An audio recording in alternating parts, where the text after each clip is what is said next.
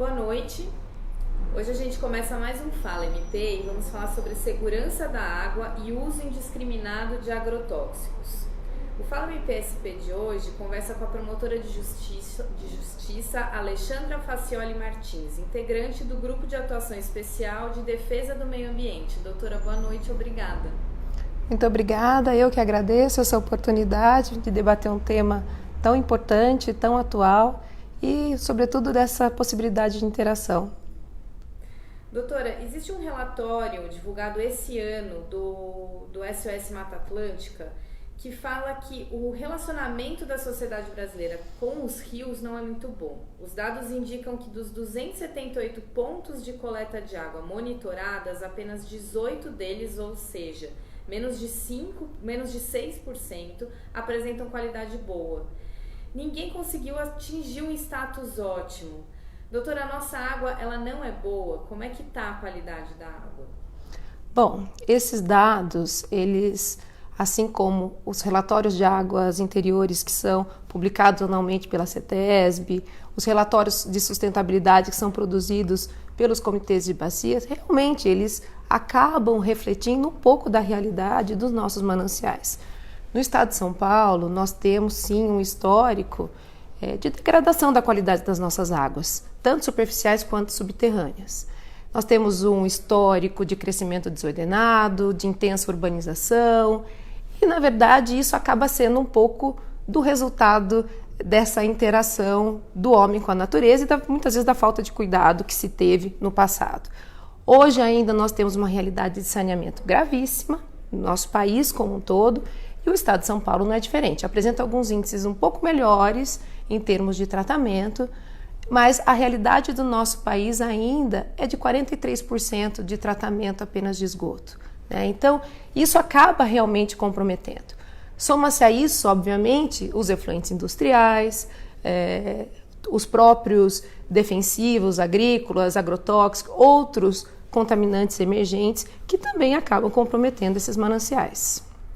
Doutora, o que me chamou muito a atenção nesse estudo especificamente é que eles falam em 278 pontos monitorados. Isso não é pouco para a gente entender? Pelo que você explicou, existe um problema aí no monitoramento e também na quantidade de pontos que se analisam. Como que isso deveria ser feito? Ou é pouco mesmo? Ou é dessa forma? Como que isso deveria funcionar? Olha, nós temos algumas questões bastante interessantes, porque o monitoramento acaba sendo uma ferramenta. Quando se monitora um rio, um manancial, a primeira coisa que se deve questionar é para que está sendo realizado aquele monitoramento. Esse monitoramento foi feito como um olhar da sociedade civil em relação aos cuidados que a nossa sociedade tem tido em relação a esse recurso natural, né? Mas nós temos muitos pontos de monitoramento de qualidade da água que são utilizados pela CETESB, que é o nosso órgão ambiental. Nós temos também alguns monitoramentos de qualidade, outros desenvolvidos pelos comitês de bacias que também fazem o planejamento em relação à bacia hidrográfica. Então a primeira questão é monitorar para quê? Existe um monitoramento para o planejamento, existe um monitoramento para a fiscalização e também para a gestão. Então, assim, nós temos sim um estado com uma rede de monitoramento bastante consistente, talvez uma das melhores do país. Agora, a pergunta que talvez seja mais adequada seria: esse monitoramento é suficiente para nós termos as respostas que nós precisamos? E aí nós temos que descer um patamar um pouco abaixo, porque nós temos que analisar cada manancial em si, porque o que mais interessa para a sociedade, de certa forma, é saber se aquele curso d'água atende realmente os padrões de qualidade, se ele é adequado para a preservação da vida aquática e, sobretudo, se ele é um manancial que garante segurança no abastecimento público, né? Porque o abastecimento público na verdade, principalmente quando nós temos esses usos que começam a ser competitivos, né? E a gente acaba tendo a redução da vazão dos nossos cursos d'água, nós temos que trazer a discussão da prioridade, né, da utilização da água, que é, na verdade, sobretudo para abastecimento público. Então, o que a gente tem que questionar é: esse manancial está garantindo, né, uma qualidade de água para garantir a sobrevivência do ecossistema aquático, bem como para garantir a boa qualidade do abastecimento? E aí isso nos remete a um outro questionamento.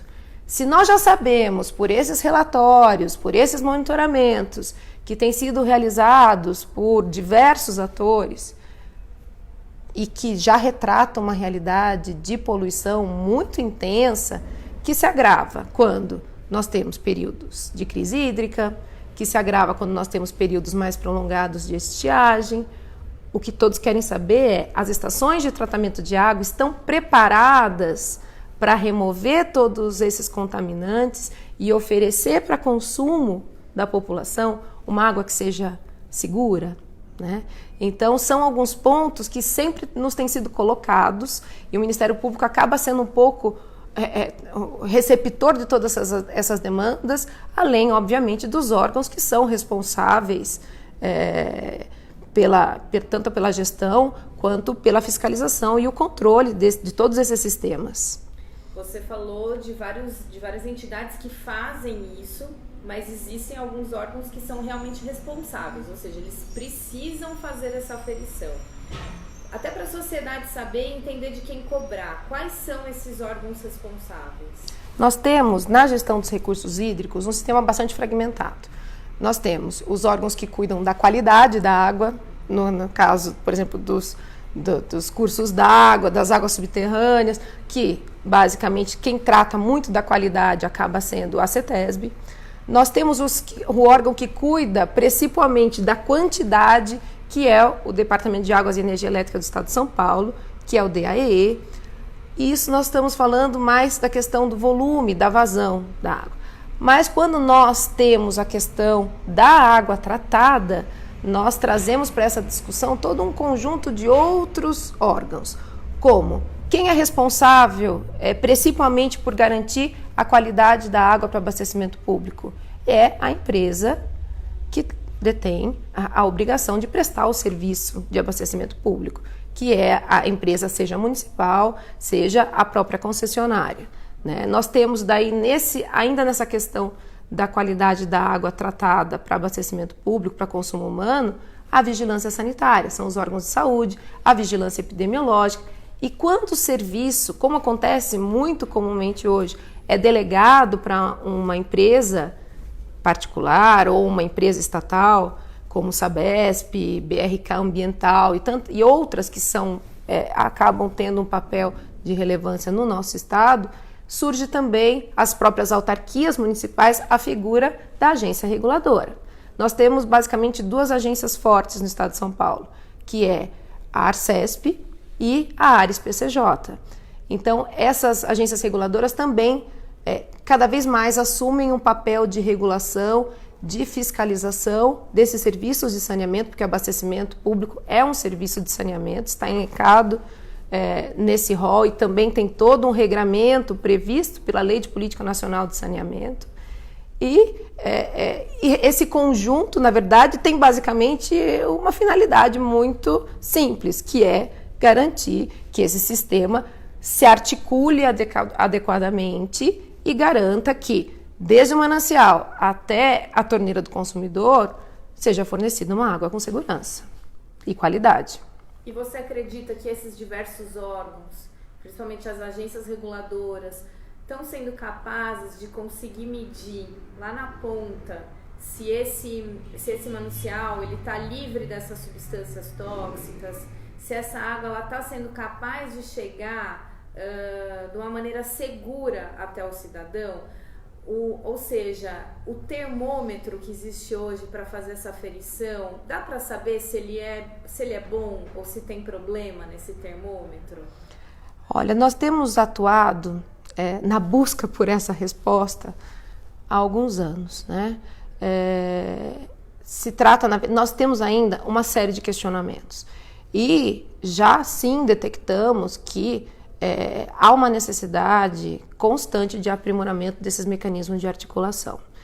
Nós nos especializamos, os órgãos públicos se especializaram muito mas muitas vezes são detectadas falhas nessa articulação.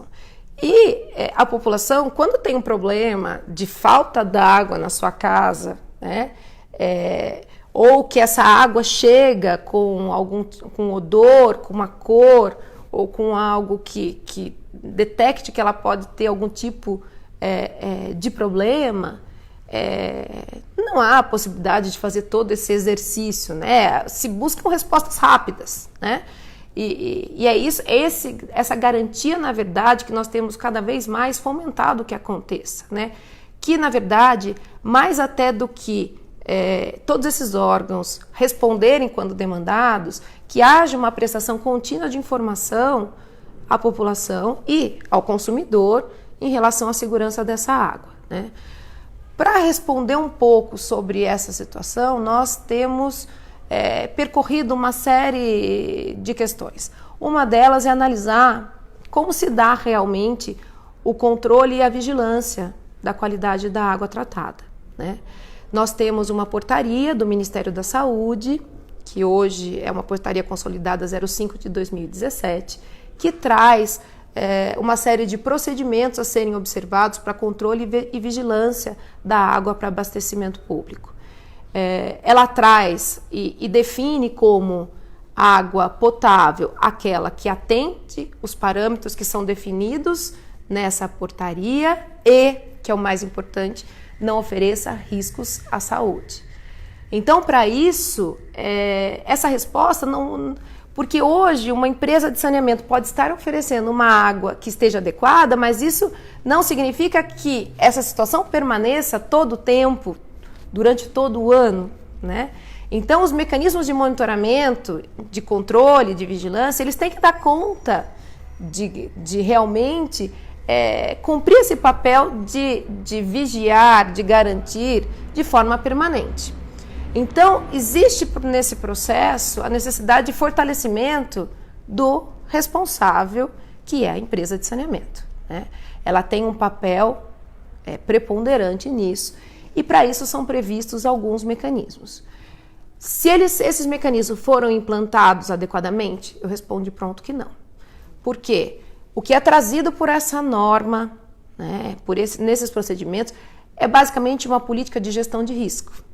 Nós temos, como por exemplo, o Plano de Segurança da Água, né, que é uma ferramenta que nós sustentamos que é obrigatória e que impõe às empresas de saneamento uma avaliação sistemática, desde o manancial até a torneira.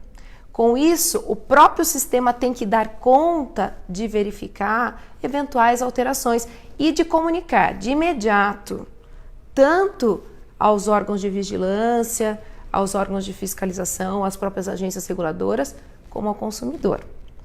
Nós temos até nessa comunicação um decreto de 2005, que é anterior à própria Lei de Acesso à Informação, que já trazia a obrigatoriedade dessas informações serem fornecidas nas contas d'água, em relatórios anuais, que informando realmente ao consumidor a qualidade do manancial, né, da onde a água é captada, se foram adotados os procedimentos corretos, se o tratamento foi suficiente para remover.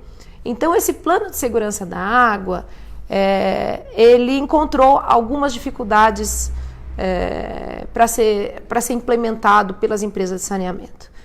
Então, nosso papel vai um pouco no sentido de tentar entender por que isso não aconteceu e buscar meios para que isso efetivamente seja implementado, porque nós não vemos outra alternativa senão garantir que haja realmente mecanismos efetivos de gestão de risco, né? Essa é a tendência internacional, se trabalhar realmente na prevenção, nos mecanismos realmente que viabilizem a proteção constante da saúde pública, né? Então, de nada adianta nós monitorarmos simplesmente para nós termos um histórico da situação, né? Para verificar, como muitas vezes eu tenho questionado esses relatórios em relação à qualidade dos mananciais que saem anualmente, ou que nós temos assim um histórico realmente do desenquadramento, da falta de atendimento dos nossos cursos d'água em relação a padrões adequados de qualidade, mas quando ocorre um episódio, como por exemplo, um acidente numa rodovia, em que um caminhão com produtos químicos atinge um manancial, ainda nós não temos essa eficiência de comunicação para que sejam adotadas as medidas. Por exemplo, a empresa de saneamento já adote a precaução necessária para interromper o fornecimento. Isso acaba levando um tempo, né? E acaba passando por algumas questões como a própria tecnologia de possibilitar monitoramentos automáticos, sistemas integrados de informação, meios de comunicação mais ágeis entre todos esses órgãos que têm obrigações legais de garantir todos esses fatores. Então, a palavra realmente é articulação. Nós temos que trazer todos esses atores e a sociedade sempre para entender como funciona, né? E garantir que esse resultado final seja positivo, seja seguro. E quando se pergunta, água é segura? O que se tem? Quando é segura porque atende somente os parâmetros, aqueles parâmetros que são trazidos pela portaria, ou será que foi feita uma análise mais abrangente das características daquele manancial específico? Cada um tem as suas peculiaridades e implantados planos de monitoramento que sejam de acordo com as características locais e que possibilitem essas respostas. Por isso que aí a lei de acesso à informação ela também é tão importante, né? As pessoas elas precisam não só entender, mas conseguir ter esses parâmetros para poder também analisar e fazer parte de toda essa articulação. Porque se a sociedade não tiver o poder disso, ela não pode, inclusive, noticiar. Por exemplo, esse caso que você bem exemplificou, um caminhão que cai numa rodovia. E aí, o que vai ser feito? A sociedade pode cobrar também, né, em relação a isso, cobrar o poder público, cobrar esses atores que fazem parte de toda essa gestão, não é? E, doutora, quais que são os principais motivos para a contaminação da água? Até voltando só um pouquinho nessa questão do acesso à informação, eu queria chamar a atenção para um ponto, antes da gente passar para esses fatores de contaminação, que eu acho que isso é muito relevante. Nós ainda temos grandes desafios no acesso à informação, né? Apesar de nós termos uma Constituição Federal que assegura a ampla possibilidade de acesso à informação, né, como enquanto direito da sociedade, o direito de participação em todas as etapas, desde o planejamento. Para isso nós temos um comitê de bacias que garante espaço para a sociedade civil, mas muitas vezes a sociedade nem conhece exatamente qual é o papel desse comitê de bacias no planejamento e na gestão das águas da bacia hidrográfica.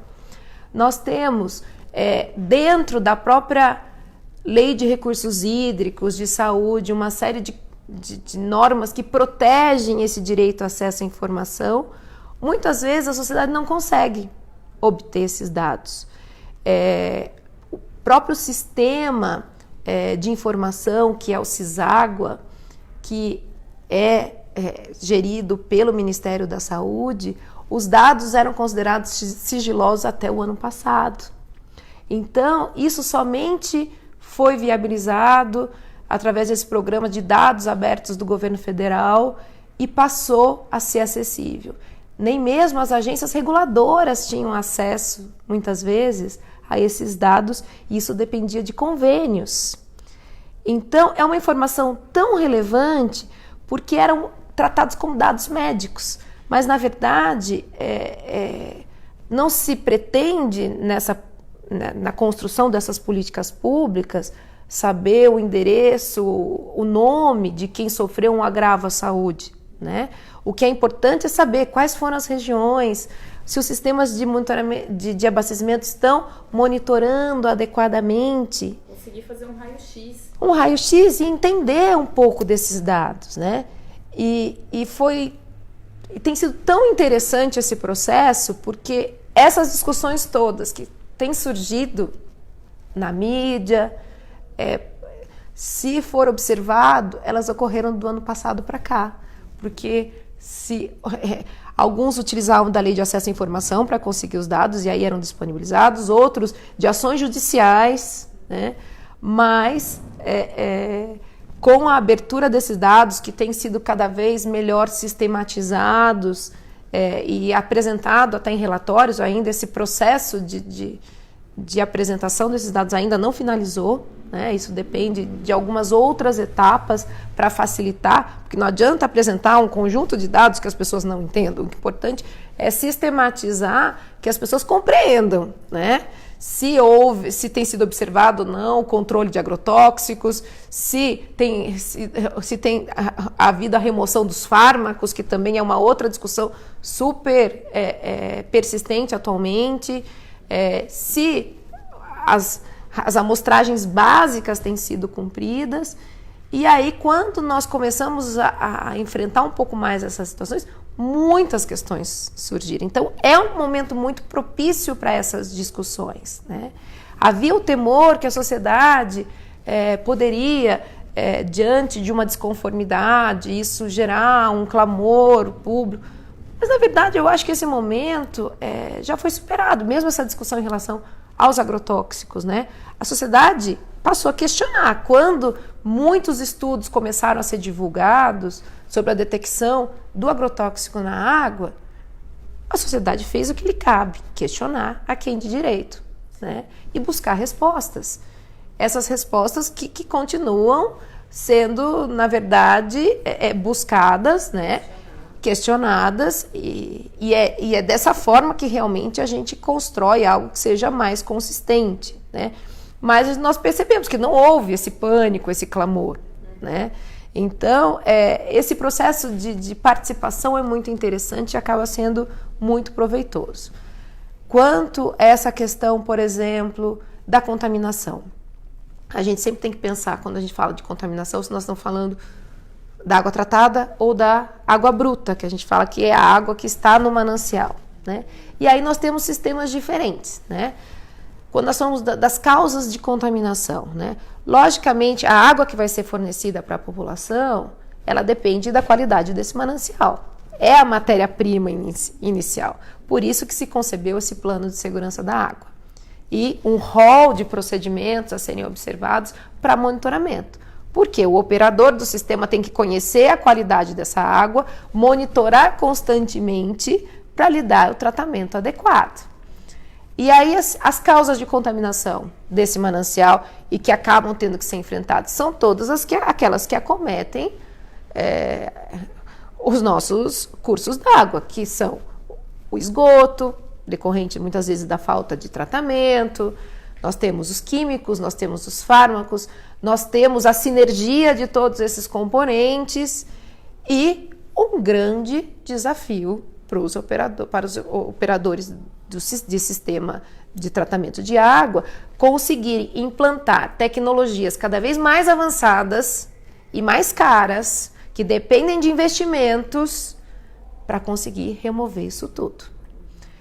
E aí nós, nessas investigações que começamos através de alguns procedimentos, tentar identificar quais eram os tratamentos adotados, se esses tratamentos convencionais eram suficientes. Realmente as respostas muitas vezes nos surpreendem e nos preocupam. Porque nós continuamos com estações de tratamento em muitos municípios que são da década de 60, 70, né? Em que alguns desses sistemas apresentam problemas muito graves de manutenção, né? Municípios, às vezes serviços que são municipalizados, municípios pequenos, que para dar conta de prestar esse tratamento adequado, muitas vezes não dispõem nem de recursos e nem de capacitação suficiente. Então, isso é algo que precisa sim também ser considerado e discutido, de que forma os municípios poderão ser apoiados pelo Estado, né? e pela própria União no enfrentamento desses desafios que são de saneamento, de um modo geral. Né? Sim, porque existe aí um problema que é de identificação da origem disso, né? Do quanto que essa contaminação ela está sendo feita por onde. Inclusive, muito da comunicação que se faz com a população em geral, uma comunicação educativa sobre a não poluição, a não contaminação da água, a gente fala muito da nossa responsabilidade como sociedade, como pessoas particulares, mas o ente privado, as grandes empresas, que também são responsáveis por isso, se você não tem, por exemplo, uma empresa de saneamento preparada para trabalhar com isso, ou mesmo um poder público conseguindo identificar de onde vem a origem, como que vai responsabilizar, não é? É muito mais complicado também. Até pela própria poluição difusa, né? E aí, realmente, talvez o enfoque não seja muito responsabilizar, e sim prevenir. Em matéria de direito ambiental, é sempre de saúde, porque é muito importante a gente sempre trazer à tona essa situação. Tratar de questão ambiental, tratar de meio ambiente, é tratar de forma indissociável das questões de saúde. Né? Então, não tem como considerar que esses elementos vão ser... Se nós não tivermos um cuidado na preservação de um manancial, e isso nós temos um histórico, como nós começamos a nossa conversa falando, que nós já sabemos do custo que tem representado, seja para a sociedade, de ter que ter sistemas super tecnológicos para conseguir a remoção, mas até onde eles estão dando conta. São respostas que as próprias universidades, os próprios institutos de pesquisa, cada vez mais têm tentado responder, têm criado uma série de linhas de pesquisa, mas podem existir tecnologias excelentes, mas elas são acessíveis. Né? E aí nós voltamos àquela lição muito básica, que isso já é feito e realizado, concretizado em muitos países, que é você tentar, aonde você tem um ponto de captação para abastecimento público, você tentar blindar ao máximo possível de fontes de poluição. E essa blindagem, quando possível, porque em determinados centros urbanos super adensados isso já não é mais viável, mas em muitos locais isso é. Nós não temos só grandes cidades no nosso interior paulista, nós temos muitos municípios pequenos, mas que realmente ainda deixam às vezes de lado esse cuidado de preservação, de proteção desses mananciais, onde realizam a captação. Esquecendo que realmente esse descuido vai gerar um custo impagável e até porque nós estamos falando da saúde pública. Porque os dados que nós temos e o que nós... Hoje isso é praticamente pacificado. Apesar do monitoramento, que em relação a esse agrotóxico, por exemplo, esse conjunto de agrotóxicos utilizados, esse monitoramento é semestral. Né? Dos levantamentos que nós fizemos em 21 municípios, boa parte deles nem tinha condições de realizar esse monitoramento de agrotóxico. E os tratamentos que são tradicionais, utilizados, chamados de convencionais no Brasil, não dão conta de remover boa parte desses contaminantes emergentes. E aí nós estamos falando de problemas seríssimos de saúde pública. Né?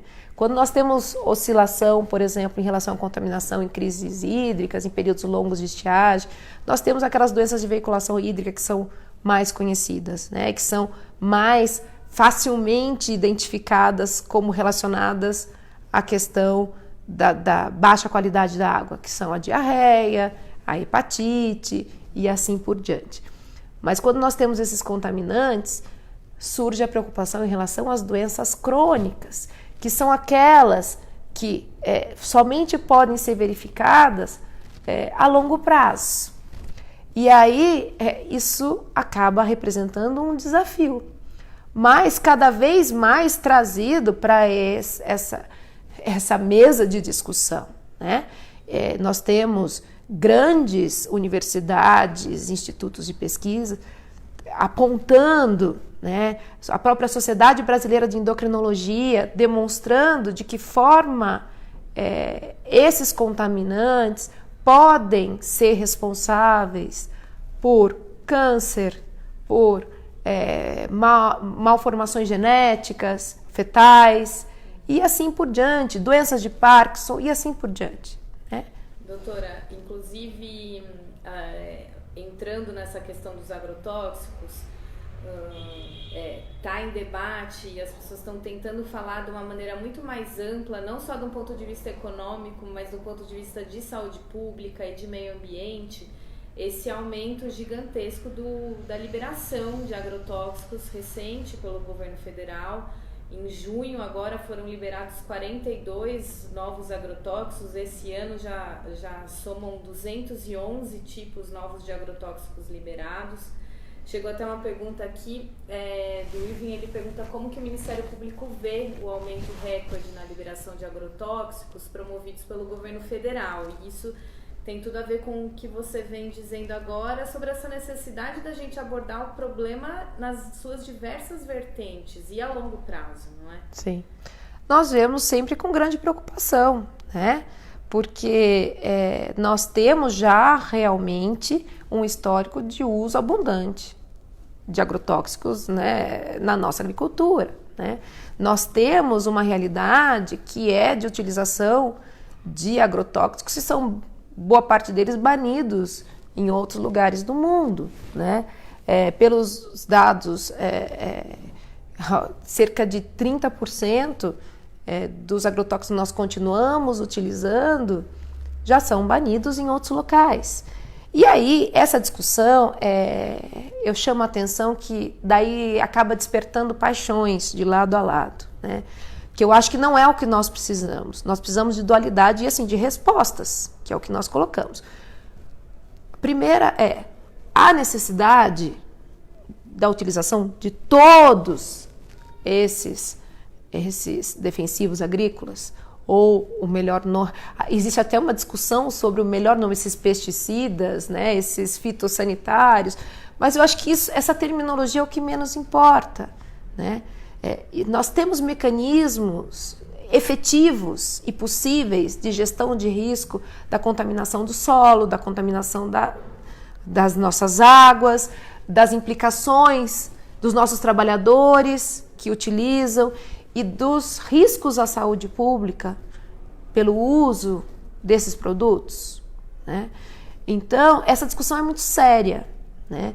E eu acho que nós temos que ser muito cautelosos na utilização de dados, porque nós vemos de lado a lado utilização de dados, mas eu acho que nós sempre temos que avançar as nossas discussões num nível acima, em relação talvez a cada manancial, a cada local, a cada região, se existe capacidade de suporte daquele meio ambiente em relação à utilização desses produtos, como isso é monitorado. Então, realmente, eu acho que a palavra sempre é precaução, né? Nós temos sim uma preocupação, o Ministério Público tem acompanhado toda a tramitação desses projetos, a questão da pulverização aérea é um assunto que acaba povoando muitas das nossas discussões, porque quando nós temos a utilização dessas aeronaves para dispersão, né, dos agrotóxicos, para pulverização aérea, nós temos problemas com a deriva, nós temos problemas com contaminação de outras culturas que não se utilizam, de mananciais. Nós estamos com um problema seríssimo em relação à questão das abelhas e das perdas que nós temos tido na apicultura, comprometendo a nossa biodiversidade, a nossa própria capacidade de produção. Então, são muitos os interesses. E a nossa expectativa é que nessas discussões e na tomada de decisão, sempre pelo nosso Estado, eu acho que a sociedade tem que ser ouvida, sempre, em relação às suas opções. Ela não pode simplesmente ser destinatária dessas decisões que são tão sérias e irreversíveis, né?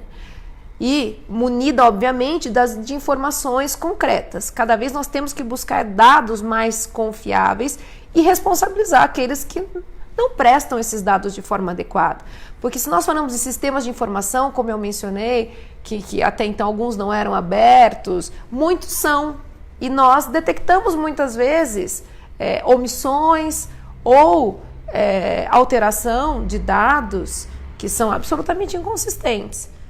E o Ministério Público tem atuado justamente assim, no sentido de buscar a responsabilização de quem insere, porque quando o responsável pela inserção do dado faz isso de forma deliberada, então realmente acaba ocultando a possibilidade de tomada de políticas públicas mais concretas e do próprio direito das pessoas afetadas de terem conhecimento dessa realidade. E, eventualmente, inclusive, incentivar a construção de novos dados ou novas formas de construir isso, né? Porque até em relação às doenças crônicas, como você vinha dizendo, algumas doenças são quase que impossíveis hoje de serem... Não que elas são impossíveis, mas elas não são entendidas e detectáveis como tendo como causa os agrotóxicos, por exemplo, ou uma água contaminada.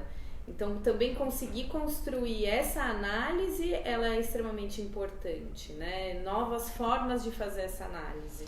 Mas elas são possíveis. Existem metodologias já reconhecidas, claras, de se possibilitar o acompanhamento desses dados epidemiológicos e das correlações dos agravos à saúde com a utilização de determinados produtos.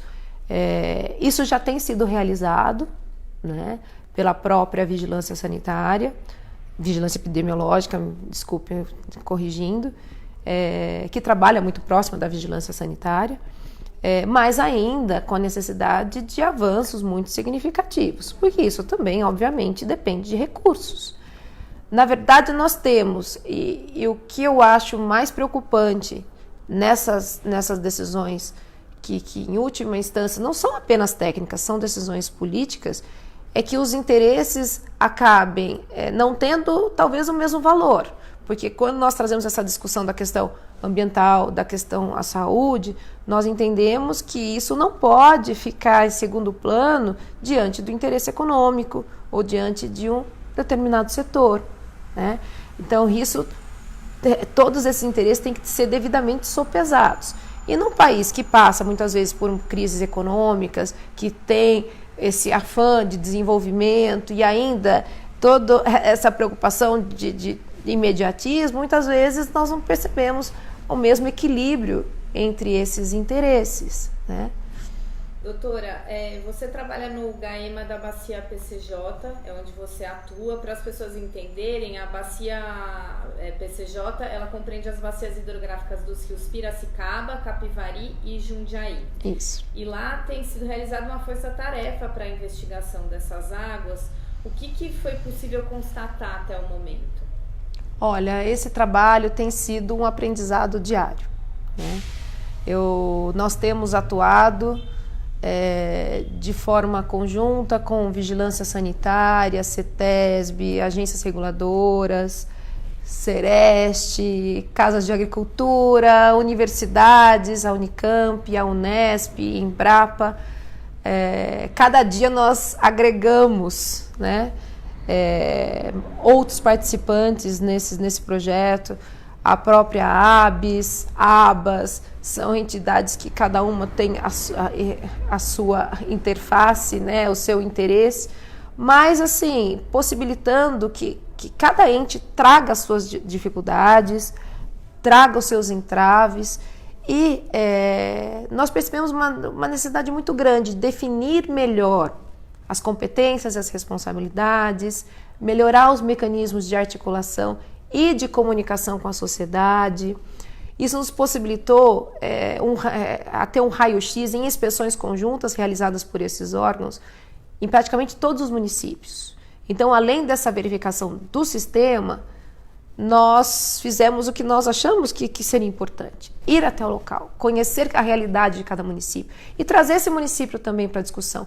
O próprio Comitê de Bacias, as câmaras técnicas têm tido um papel importantíssimo no sentido de auxiliar os municípios na sua capacitação, na própria construção dessa gestão de risco, desenvolvendo alguns programas nessa bacia, para que realmente essas ferramentas comecem a ser utilizadas. Até mesmo buscando linhas de financiamento para custear. Temos tentado até uma articulação com o próprio Secretaria de Infraestrutura e Meio Ambiente para aprimorarmos esses mecanismos de fiscalização, fontes de recursos também para tentar apoiar os municípios, porque o que foi o resultado que nós já esperávamos e só realmente constatamos isso e temos hoje isso documentado, é que os municípios precisam de uma reestruturação imediata nos seus sistemas de abastecimento de água, né? Alguns mais, outros menos, né? Os municípios maiores às vezes já detêm uma condição melhor, né? Mas em relação a essa gestão de risco ainda é algo que precisa ser implementado. Doutora, para o cidadão comum, aquele que não atua diretamente com a questão da água, ou a pessoa que não é um ativista também, que tem muito entendimento sobre isso e que consequentemente já acaba já falando diretamente com o Ministério Público, tem esse canal aberto. Então, para o cidadão comum que está lá na sua casa, que simplesmente ele é um receptor, mas que eventualmente ele pode saber algo de diferente ou de estranho, ou ter alguma informação, ou enfim, ou ele queira falar com o Ministério Público sobre esse tema. Como que ele pode ser um cidadão ativo, tanto em conjunto ao Ministério Público ou de outra forma também para combater esse problema? Bom, a primeira recomendação que eu faria seria o registro nos canais já existentes, que junto à própria empresa de saneamento, junto à própria agência reguladora, de eventuais problemas detectados pelos usuários, pela população. Mesmo a falta d'água, que nós chamamos tecnicamente de intermitência muitas vezes, isso também traz riscos à saúde pública, né? E existe já regulamentada a necessidade de prévio aviso, salvo obviamente um rompimento, mas nas obras programadas o cidadão precisa ser informado disso. E hoje nós recebemos, por exemplo, alertas de defesa civil por SMS, nós temos hoje tantos mecanismos tecnológicos que podem auxiliar essa comunicação, e isso que nós temos fomentado. Então, assim, a primeira orientação seria registrar efetivamente essas alterações percebidas para que o próprio operador do sistema possa buscar a resposta. Isso é muito importante. Porque o problema pode ser no manancial, pode ser no sistema de tratamento, na estação de tratamento de água, pode ser na rede de distribuição e também pode ser na própria caixa d'água da pessoa. Então, assim, com isso vai haver a possibilidade até de uma orientação em relação à melhor forma de atuação. Sem prejuízo, o Ministério Público dispõe dos seus meios de atendimento à população. Nós temos em todas as comarcas que existe um promotor de justiça, a possibilidade do cidadão comparecer e levar realmente as suas demandas, né? Os seus questionamentos, né? Então, eu atuo no grupo de atuação especial em meio ambiente. Nós temos uma atuação que é regionalizada por bacia hidrográfica. O tema do abastecimento é considerado prioritário para esses grupos. Nós temos hoje 12 núcleos de atuação pelo Estado, abrangendo boa parte e outros ainda em redes integradas. E esse tema tem sido, de forma muito constante, trazido à discussão como meta prioritária de atuação dos promotores. Sem prejuízo, nós percebemos várias comarcas já, municípios com procedimentos instaurados para verificar essa situação, né? Então, isso é um projeto estratégico que tivemos uma reunião ontem até, que isso foi considerado como um tema prioritário para 2020, em que nós buscamos atuações mais articuladas, coordenadas no âmbito do GAEMA e juntamente com os promotores locais, porque acaba sendo uma grande demanda da sociedade. Essa discussão que hoje nós estamos tendo aqui, o tema é muito complexo, tem uma série de interfaces, né, que precisam ser trazidas, e nada como, em cada sistema, em cada município, ser verificada qual é a situação e o que precisa ser feito. Doutora, muito obrigada pela sua participação. Obrigada. Agradeço também as pessoas que assistiram. Como você disse, o tema é extremamente complexo, profundo, mas nós precisamos começar a falar sobre isso e principalmente precisamos começar a entender sobre isso. Até para conseguir cobrar, para conseguir fazer esses registros de problemas, para conseguir acessar melhor o Ministério Público e criar melhores mecanismos para haver essa mudança mesmo de paradigma na gestão da água. Eu até gostaria de mencionar, nós fazemos parte de um projeto também que se chama Conexão Água. É um projeto hoje em parceria com o Ministério Público Federal, o Ministério Público de outros estados do Brasil. Temos hoje mais de 70 colaboradores criando uma rede integrada de comunicação, e nessa rede nós temos todos os segmentos da sociedade que sobre a discussão do tema da qualidade, tanto da água bruta quanto da água tratada. A portaria de potabilidade se encontra em revisão, possivelmente abrindo para consulta pública, e esses temas do monitoramento de agrotóxicos e de outros contaminantes emergentes, a forma de monitoramento, os mecanismos de gestão de risco, de comunicação com a população, tudo isso faz parte dessa portaria que está em fase de revisão, né? Esse acompanhamento é importantíssimo que a sociedade tenha, e muitas vezes nós percebemos a força que a sociedade tem em relação à possibilidade de interferir ou não nessa tomada de decisão e no acompanhamento da execução de todas essas políticas públicas. Então, se realmente eu sempre aproveito esses encontros para reiterar a possibilidade, a necessidade dessa participação social, dessa governança hídrica cada vez maior, porque quando nós temos, sobretudo, esses problemas relacionados à questão da água, nós trazemos essa questão também das vulnerabilidades, que quem mais sofre geralmente acabam sendo os mais vulneráveis. Então, nós temos que enfrentar esse desafio que é tão grande de forma articulada com todos os setores. Perfeito. Doutora, muito obrigada. Eu que agradeço a oportunidade. E reforço para as pessoas que estão assistindo que o Fala MPSP continua na nossa página do Facebook do Ministério Público, e para as pessoas compartilharem também, porque já que é um conteúdo tão rico, tão importante, é de extrema importância que as pessoas contem para outros cidadãos também com profundidade o que é esse problema e como que a gente pode ir mais próximo da resolução, né? Obrigada, doutora. Muito obrigada. Boa noite. Boa noite.